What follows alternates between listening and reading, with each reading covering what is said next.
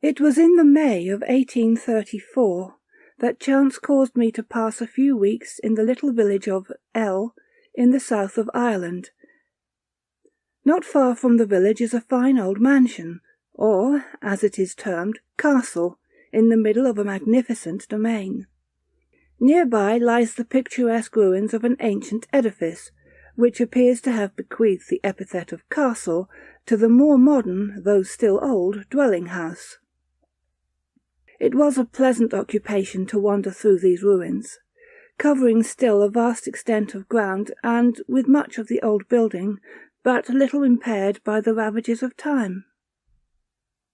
The arched gateway at the entrance is still perfect. The tall grass has grown up in rank luxuriance about the base of the pillars of the arch, and the ivy is clasping their summit in its deadly embrace. But the arch itself is perfect.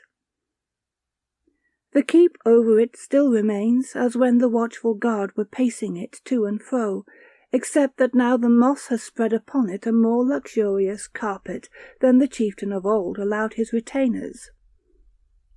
The winding staircase of stone still leads you from the inside to the summit of the wall, and higher yet to the ivy-covered turret, from which once the banner floated or the signal fire gleamed. You may now make your way to the top of this turret, and look down upon the mass of broken walls that are strewn beneath. You may look over the chambers that once were the scenes of feudal revelry, and the courts that once saw the gatherings of feudal war, but that now glare no more with the festal lamp, or ring with the sound of warlike preparations. You may cast your eye to where there rise at some little distance the ruins of what once was the chapel of the castle. The chancel is nearly perfect. A few of the stone sashes of the great eastern window are broken away, and there is no roof but the canopy of heaven. With these exceptions, and that here nature has carpeted the floor with the leaves of many autumns, there is but little change since the barons of L, or more likely their ladies, used to come and hear the family confessor chant the vespers at the stone altar, which is still unremoved. Just outside the chancel, under the arch of a belfry, whence probably a bell once chimed to the domestics of the castle the hour of prayer, a long flagged corridor runs down a dark passage to a large iron door. The corridor is still kept in repair. Over the iron door, at its termination, there are carved in large letters on a marble slab, "The burial place of the family of L." I was not long in the village before I learned from some communicative persons the history of this family. They were lineal descendants of the ancient barons. The title and a great portion of the estates had been forfeited in some of those many rebellions which have so often proved in Ireland either the cause or the pretext of confiscation. To the present inheritors of their patrimony, but little of the ancient glories of the house remained. However, they still were wealthy and respected. They still cherished with all the fondness of hereditary pride the old ruins of their baronial residence, and the vault to which for ages had been consigned the remains of the members of the house of L. I also learned that the present proprietor had not been more than 2 years in possession of the estate. He had obtained it on the death of a distant relative. I was told that the last owner had an only daughter, exceedingly beautiful and amiable. It had been arranged that she was to be married to her relative, who was heir to the estate by the law of entail. Just as the marriage was about to take place, the lady had died. Both her father and her lover were represented as being disconsolate. The former proved his sincerity by dying of a broken heart within a few months, and the latter succeeded to the estate. During my stay in the neighbourhood, I had become acquainted with him. He did not appear particularly broken-hearted. I heard it said that he had never got over the loss of his betrothed, but I confess that when I sat in his society, and found him the soul and life of conversation, in which he was particularly animated and intelligent, I could not help feeling sceptical as to the permanence of his sorrow. I supposed that an estate of 2,000 a year might be capable, in due time, of administering consolation even to a bereaved lover. Among the points upon which I acquired information, I was told that ever since the old gentleman's death, his ghost was haunting the domain, and that he had been seen coming out of the vault at midnight with a lighted candle in his hand. It was further whispered that the new lord of the mansion was conscious of the unseasonable perambulations of his predecessor, and felt ashamed of them, as afterward strict orders had been issued that no one, under any circumstances, should be admitted to the domain after nightfall. This peremptory order put a stop to moonlight excursions to visit the ruins, which had previously been frequently planned and executed. Different causes were assigned for the peremptory directions which closed the gates against all nocturnal visitors. Many attributed it to the pious unwillingness of the owner to let the pranks of his relative's ghost be generally known. Some saw it a sufficient reason in the fact that a young lady of the neighbourhood had found in one of those moonlight excursions an opportunity to elope, and the prudence and propriety of Mr. were the theme of applause from all the matrons of the country round. I had been all my life a perfect and utter disbeliever in all tales of supernatural appearances, and yet, strange to say, I united with the scepticism a most earnest and passionate desire to see a ghost. I do not know why, but the story of the ghost of L made a deep impression upon my imagination. I felt an insuperable desire to test the reality of the apparition by a personal visit to the vault, and I fancied that a silver passport might be sufficient to admit me within the precincts of that domain, even at the forbidden hour. In this, however, I was disappointed. No bribe, at least none that I offered, was sufficient to overcome the fidelity or the caution of the warder at the gate. It was in vain that I pleaded my desire to see the ruins by moonlight. I urged my plea by the most cogent reasons my purse or my eloquence could supply, but the old gatekeeper sternly replied to all my offers and solicitations that he dared not disobey his master's orders. I was forced to abandon my project, or seek some less legitimate mode of accomplishing it than by entering through the gate. It was not until the night before I left L that I effected my purpose of paying a midnight visit to the vault. I had walked all round the domain in daylight. It was enclosed by a 9-foot wall, a wall so perfect as to baffle all my attempts at climbing. At last I bethought me of another expedient for gaining admission. Close by the old ruins ran a considerable stream, which divided the domain into 2 parts. Just where it emerged from the domain there was a bridge, and it struck me that I might possibly make my way under one of the arches. I reconnoitred the passage in the daylight. The stream was not, I knew, very deep, but still it was far too deep to be comfortable, perhaps even safe, to wade. But I remarked that along the bottom of the arch there were, here and there, a few projecting stones and a few indentations in the masonry. These left an adventurous passenger an opportunity, by a judicious disposition of his steps, of passing along the entire length of the arch. To these perilous stepping-stones, my curiosity to see a ghost induced me to trust myself. I accomplished the entrance with some difficulty. The bright moon shone full upon the side of the arch where my stepping-stones lay, guiding me where to place my feet. I could not help thinking that if I were superstitious, I might look on her as a lamp held in the heavens to guide me to a destined interview with a being of another world. Instead, I saw that she was rapidly veering round and lowering in the heavens, so that long before my return, even if she were not set, my stepping-stones would be completely in the shadow. I thought it more convenient to throw away my superstition, lest I might be forced to interpret the withdrawal of the lamp as an omen that I should never return. With all my efforts to shake it off, I confess the superstition for an instant gathered gloomy at my heart. When I found myself safe on firm ground, I felt inclined to laugh at the wild and foolish errand upon which I had come. There was, however, an awe about me that prevented me from giving way to my inclinations.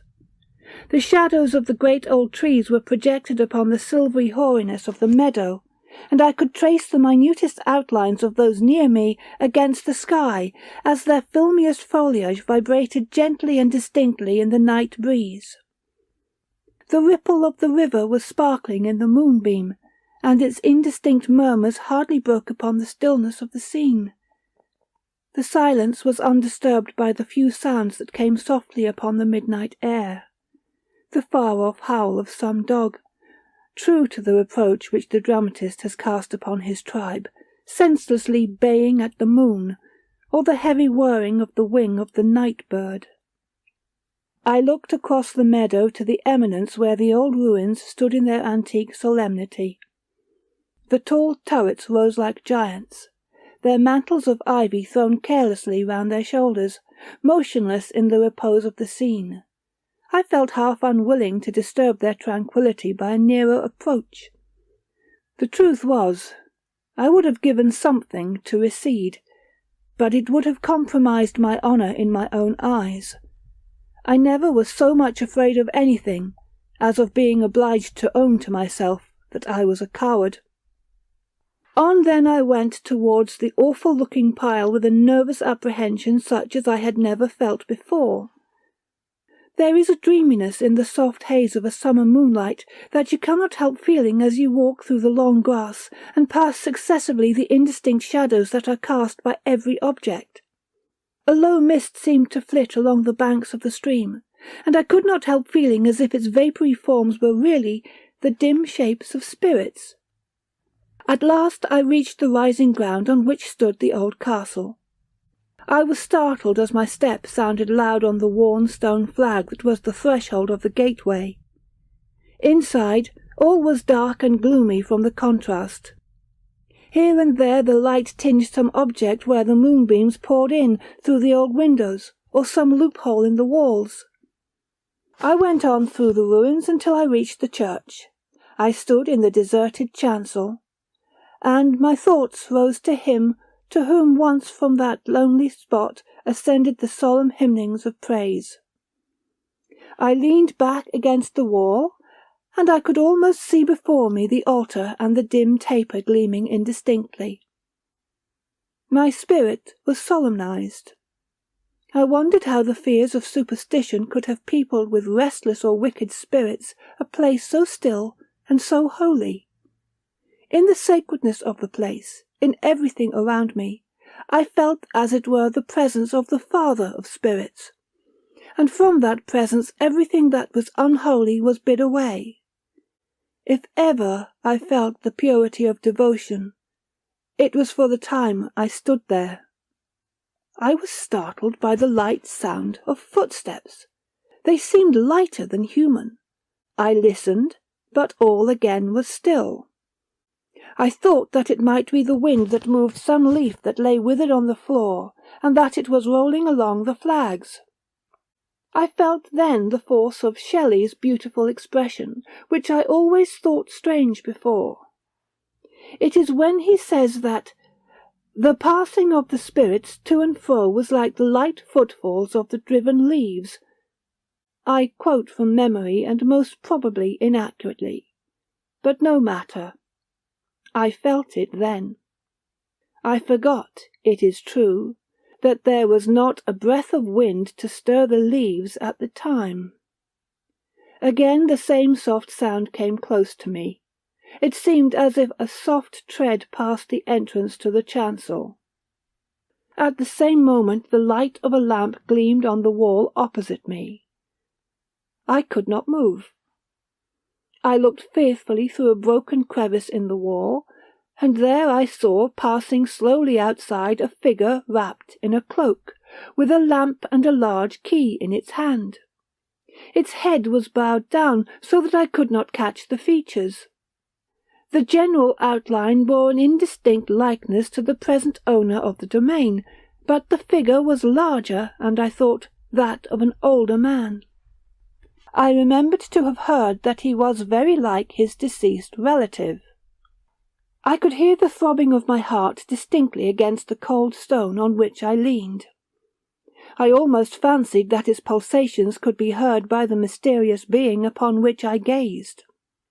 The figure reached the low and narrow door that led into the chancel in which I stood. It paused, and seemed about to enter.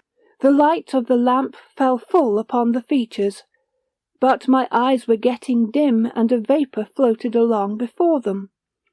I could distinguish nothing but that the features were ghastly pale. I knew no more until I saw that the figure had turned from the chancel and was moving down the roofless corridor that led to the vault. I was relieved. The light of the lamp guided my eye in watching its movements. It unlocked the large iron door of the vault. The bolt shot with a heavy and dismal sound. The echo rung strangely through the silence. The figure then disappeared into the vault, and all again was still. I now breathed freer. I could not be sure that it was not all an illusion. I looked round fearfully through the chancel. All was just as before, and the stone bars of the great window were still intercepting the flood of silvery light that poured in through every interstice. I moved. I put my hand upon everything near me to be sure that all was not a dream. I awoke, as it were, to the consciousness of material things. I laughed at my folly. I felt convinced that it was all a spectre of my own mind. I remembered that the phantom had not relocked the door of the vault, and I determined to test its reality by an examination whether the state of the door would correspond with this.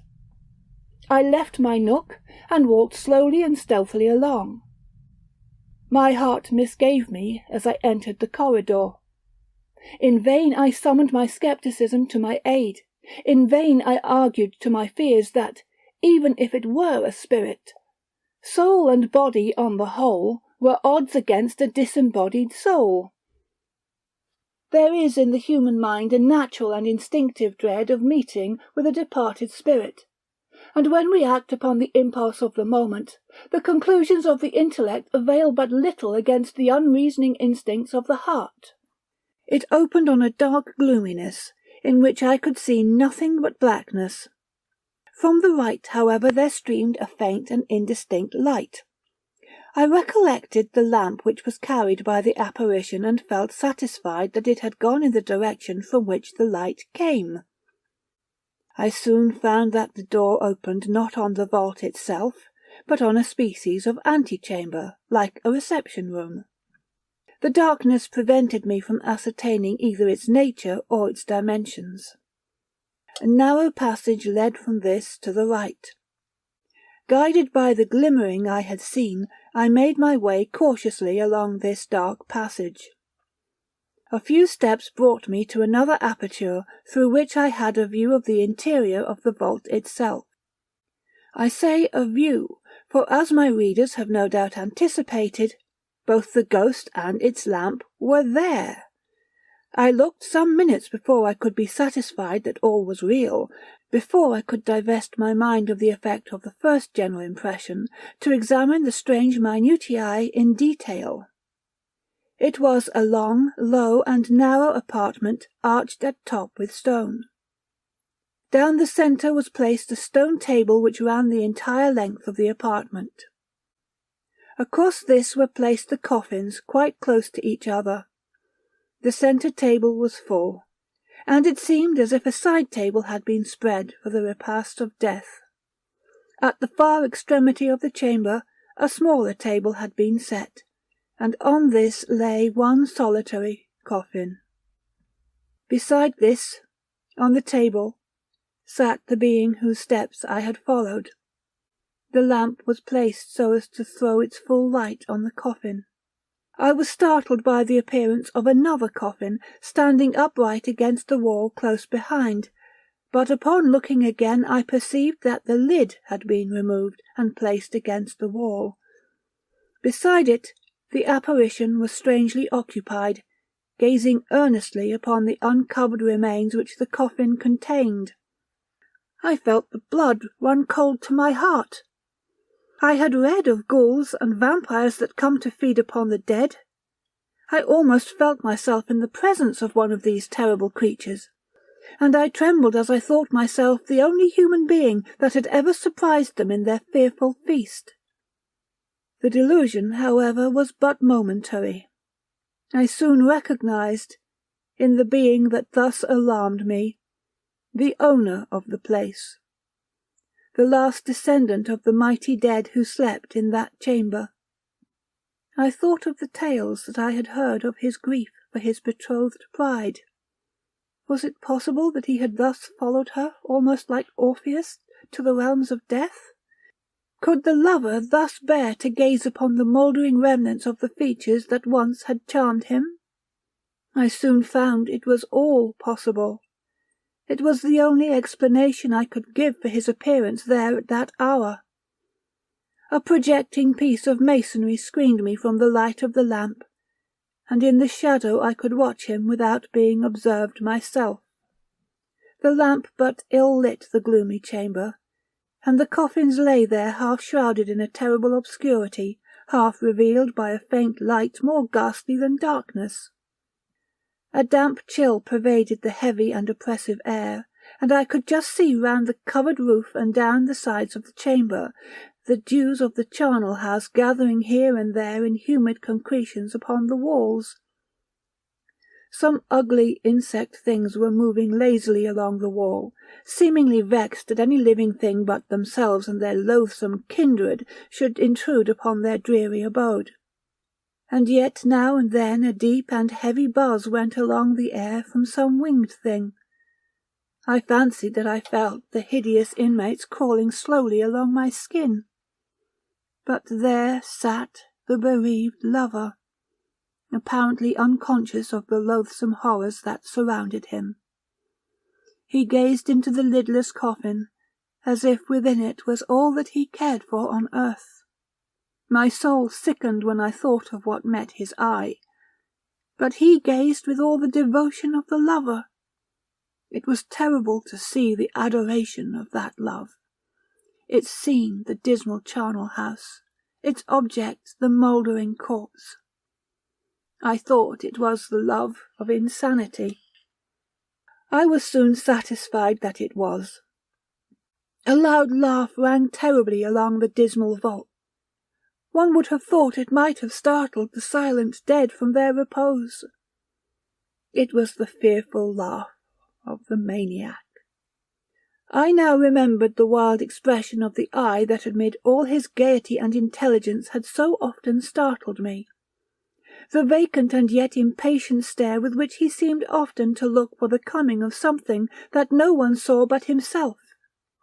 He was mad, and his madness still saw in the coffin all that once had been his idol. Yet how many who are accounted wise in their generation are really devoting themselves to a worship as insane? How many an immortal soul, engaged in the pursuit of all that worldlings prize, is flinging from it its high destiny, and bowing down amid the corruptions of a moral charnel house, before idols which its distempered imagination has conjured up of objects as loathsome and as perishing as the corpse. And yet there was something touching in the constancy, the love, that was his madness.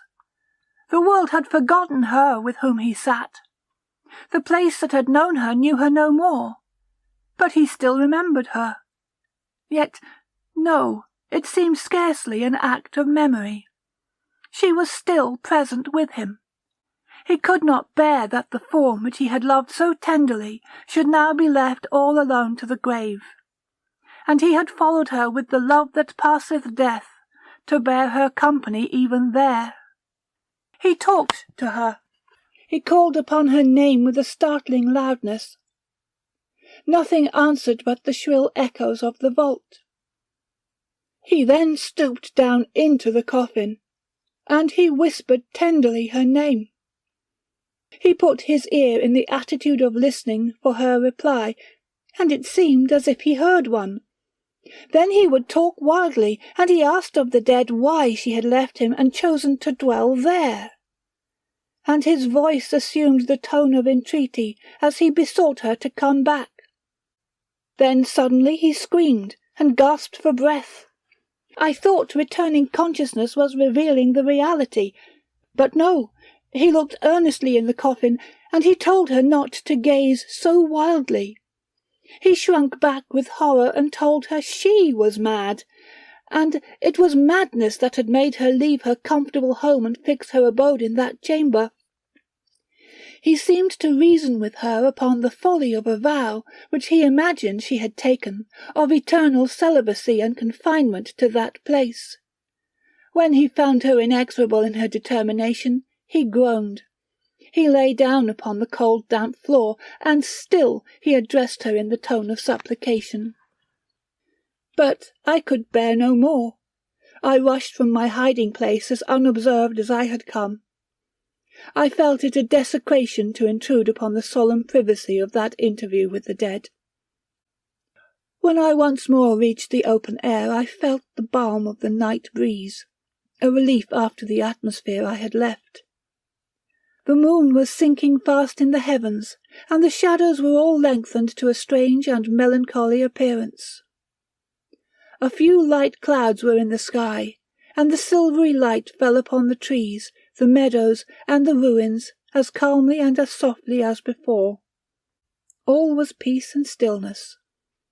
It was a strange contrast with the scene I had left. Not many weeks after this, Mr. became, to general appearance, positively and outrageously insane. He was removed to an asylum in the neighbourhood of Dublin. I have since heard that he raved constantly of someone being locked up in the vault of L, and expressed a constant uneasiness of their being starved. He persisted so pertinaciously and so consistently in his story that his attendant physician was almost decided upon sending to have the vault examined. But the next time it was opened was to receive his own remains. No human frame could resist excitement such as consumed him, and a little time sufficed to place him beside his betrothed.